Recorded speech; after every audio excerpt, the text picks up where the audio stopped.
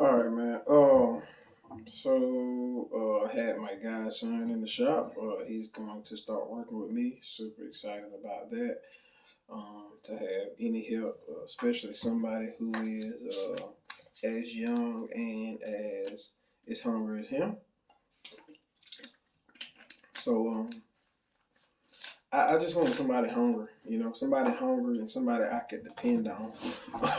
So he uh he moved and now they're down the street from me, like literally right down the street. I will probably end up getting him a four wheeler so he can drive down here. He is only 12, but he is hungry and anxious to learn. Uh, he is running to tools and to parts, so that's great, man. Super excited to see that. I had somebody hit me up. I don't know if it was on YouTube or what. They asked me about doing some concrete work, and I was like, "Hey, I do my own concrete work." So, like I said, I'm sure I talked about it before. Just not sure how in depth I went into it. But everything on the shop I did myself, like absolutely everything, from moving the dirt, leveling it off, blocking off the shop and coming back and backfilling my blocks with concrete, to frame it up and pouring the concrete. I think I poured three concrete trucks, so three or four concrete trucks so far. Um, Bought a nice float, bought a probably I don't know, maybe a 4 foot float, a nice magnesium 4 foot float with the twist handle off of eBay. I spent good money on that, and I've been floating concrete, letting my buddies float their concrete with it. It has paid for itself. Sometimes I will add a piece of PVC pipe to it to make it longer. But yes, it works great. It's really not that hard. The Watching it dry is the worst part. Coming back and refloating it, and then if you would like to brush it, once it really starts to get dry, that can get a little aggravating. Just keeping up with it and floating it and wetting it and floating it and wetting it. Really, the babysitting part of it. But after you frame it up, I mean, you pretty much just pull it, move it around, and float it. It just kind of moves a little bit once you set it. Drywall, drywall is a lot easier. Stuff is super square, but I did that also. The electrical stuff to me is easy. I know to other people it's scary. But I guess just from wiring stuff from so long, I was doing like speakers and CD players and stuff before I actually got into doing like air conditioners. So it was just like I was familiar with wiring and how power and everything worked, and how to work around it safely. So the electrical side of the AC, it just kind of came to me naturally, from working on cars and speakers and stuff like that. So yes, wired the whole shop. I guess it's still single phase. I have some, of course, a bunch of 120 plugs, but I also have 240 plugs and stuff for my plasma cutters and for my welders. The same thing, of course. Most people know I do weld, so it's a lot of I beam in the shop. I bought that at a discounted price from a guy that was trying to move. So a bunch of I-beam in the shop. I'm a better welder than I am a carpenter. So I pretty much built the shop. I guess I kind of started out pole barn style with all the steel and the I-beams crossing each other. And then after that, I framed around it, tied it into that. And on my upstairs, all the 2x6s are sitting down on I-beams. So they're not actually supporting themselves.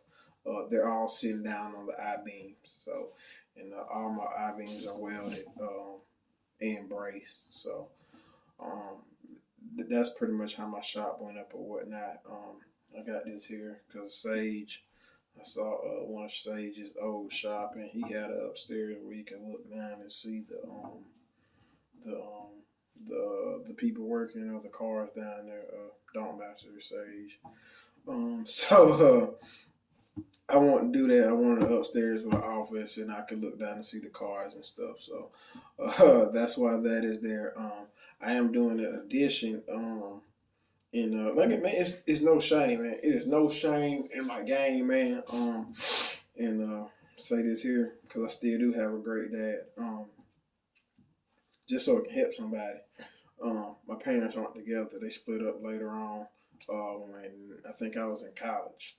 So it was like at that point in time, it was between me and my brother. It's like we were the men of the house, and I felt like I was mostly around to do certain stuff. So it was like I was the man of the house. So like I had to be there anyways. It's no shame. Like I stayed with my mom. It was great. I had plenty of money to spare. It's just great. If you can stand to do it, do it. That's all I can tell you. Because it was extremely cheap, and I was just like I was grinding super hard. I didn't have any social life. It was like I would go to work, I would come home and work, uh, eat, shower, sleep, and I did all that within about 3 hours, 3 to 4 hours, all that stuff. Right back at work, leave work, go do AC work, get through doing AC work, come do car work, you know, shower, eat, sleep, do it all over again. Sometimes I wouldn't even go to sleep. Sometimes I just eat. I literally would just eat and just go back to work. So, uh, it would stay up for, I don't know, 40 hours, straight working, you know, be dog tired, throwing back Red Bulls, Monsters, Rock Stars, man, just crazy, just wanting to win, just wanting to get up and wanting to see this car stuff work for me way back then. So if you can do it, save the money, man. Stay with your mom, man. It ain't no shame, man, that you can't worry about the streets. That's why so many people broke, dead, and in jail trying to impress the streets. So no shame in my game. I stayed with my mom. It was great. I had to be the man in the house anyways. Might as well be there. So this shop, back to the shop. The shop got built. I don't know. I built it on some social chill stuff. Honestly, it's like so with a shop of this size, I had to recalculate the actual square footage because I have a lot of walking square footage, but it's not actually, I guess, like shop square footage. So I have a motor room that a car cannot fit in. Okay. So then I have the paint booth that a car can fit in. And then I have the long main bay that was set up for a 40-foot trailer to be able to fit into, and I'm able to work on a 40-foot trailer inside this area in case it's raining outside.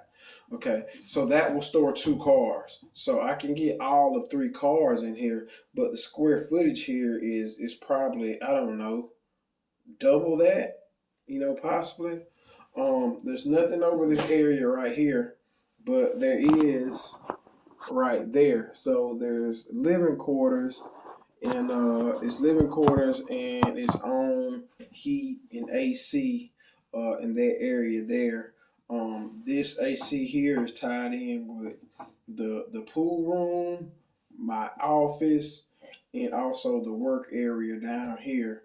The 40 by, I don't know, maybe 20-ish, maybe. Down here, the air conditioner does this here. There is only heat right here where I have like a little gathering area that's going up to the 3rd floor. Um, we play cards there, and I'm also hanging a TV there, but we play cards and stuff there. Um, but it's only heat there. No AC. So no summertime part. Well, we had some summertime parties. I just cut on the AC and the fans or whatnot. Big patio on the back. It is probably 35 foot long and 10, probably 10 wide. I think I showed like my weight room area and my punching bag or whatnot. I have that all on the back patio. I'm gonna be adding a bathroom and a stand-up shower back there also on that part of the shop. And then I have a front balcony that's probably, I don't know, 15 by 5 or something like that. A front balcony that I'm going to be running my zip line off of. So that's pretty much the layout of the shop. It was real, I guess, like I don't know, sociable. You know, it wasn't really meant to be. Um, oh, I want to be able to get 10 cars in here. It wasn't ever like that because I didn't have any dreams of working on anybody else's stuff but mine. So no, I don't want to have 10 cars. It's too much. So back here on the lean-to, what I'm working on, um, I've been showing that or whatnot. This by itself is going to be able to house 4 cars. One's going to be a really, really long bay. What I would like to do would be able to back my truck and trailer with a car on it with the open trailer, back it under it with the car on it, and leave the truck hooked up to the trailer with the car and have it covered. Uh, that's the goal. That's what I would like to do with that area. Um, One reason I'm putting it together, I gotta check the height on it. It's not the end of the world if it does not work, but that's what I would like to see happen with it. If not, it's gonna be, I guess, an open bay. I might end up renting it out some. That's something else I looked into. It was it's kind of wasted space right now. I had the orange Camaro there, but it wasn't covered, and it's like I could put shelving and also be able to cover up cars, and then at the same time I could be able to rent that bay out. It's still tied in. It's a lean-to off of this shop, but it's gonna be completely separate, with its own AC and heat, just in that section.